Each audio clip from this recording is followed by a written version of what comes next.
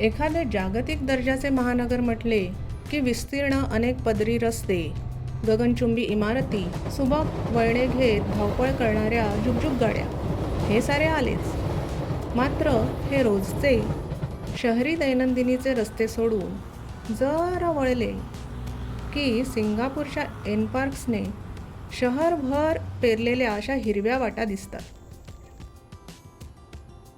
विचारांचे उधळलेले घोडे इथे आणून सोडले की निमूट संथ लयीत रुळतात.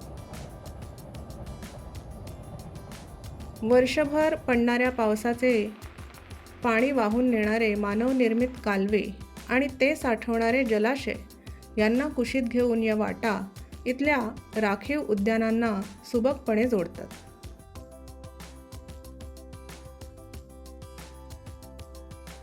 इथे मोटारी धावत नाहीत की कोणताही सिग्नल अडवत नाही. त्यामुळे सिंगापूरच्या मनुष्येतर रहिवाशांना सुद्धा या वाटा आणि उद्याने फार आवडतात. या वाटांवर त्यांच्याशी वारंवार भेट होतेच. मला त्यांचे फार कुतूहल असले तरी त्यांना मात्र बिलकुल रस नसतो माणसांमध्ये. लवकरात लवकर रस्ता ओलांडून पोटापाण्याच्या उद्योगाला लागायची घाई नेहमीच असते त्यांना. एखादा मलबारी खंड्या साधलेली शिकार सांभाळण्यात व्यग्र असतो. कुणी किलबॅक म्हणजे आपल्या दिवडचा दक्षिण आशियातला चुलत मावस भाऊ म्हणा, शिकार शोधायला नुकती सुरुवात करत असतो.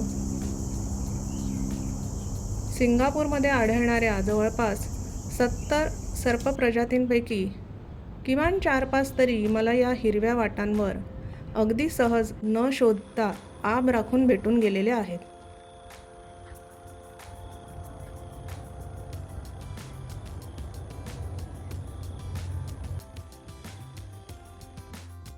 एकदा एका फणाधारी राजाने खूप वेळ त्याची स्वारी रस्त्यात अशी थांबवली होती. पुढ्यातल्या एका दगडाकडे का बरं पाहत होता वेड्यासारखा.